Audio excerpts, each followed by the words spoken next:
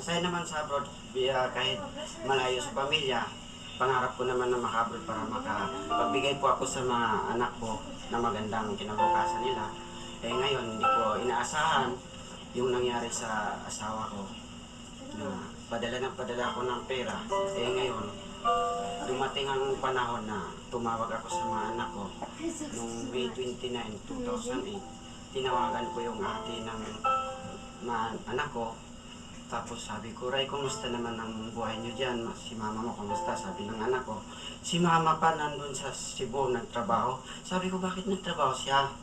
Tapos, ay, kausapin ko mga si Joshua. Tinawag niya si Joshua. Si Joshua naman kinausap ko. Ngayon si Joshua, siguro na konsensya siya sa papa niya, nag-abroad. Tapos, gano'n ang nangyari. Sinabi ng anak ko na bunso, si mama may anak sa ibang lalaki. Eh ngayon, Wait lang po. ginagawa yung cellphone sa ate. Sabi niya, wag kang magsabi kay papa, sabi ng gano'n. Ngayon inagaw, sabi, kinuha ko, sabi ko, ibigay mo kay Joshua. Eh ngayon binigay ulit. Tapos ayaw pa na magsabi yung anak ko. Sabi ko, totoo ba may anak ang mama mo? Sabi niya, wala pa. Tapos hindi saywar kong anak ko.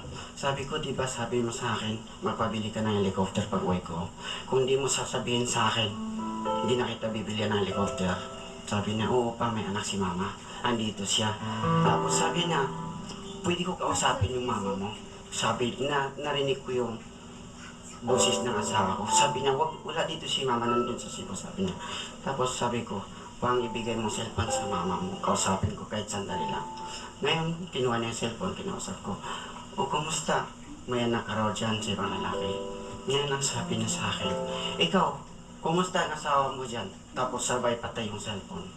Hindi ko na nakausap hanggang ngayon. Umuwi ako noong December 12, hindi pa ako nakapunta sa pamilya ko. Kahit man lang mayakap ko yung mga anak ko para sa paghihirap ko sa Dubai. Pero hindi ko akalin na ganun pala ang mangyari sa akin. Naghirap ako. 2 taon hindi ko kasama yung pamilya ko. Yun pala ang nangyari.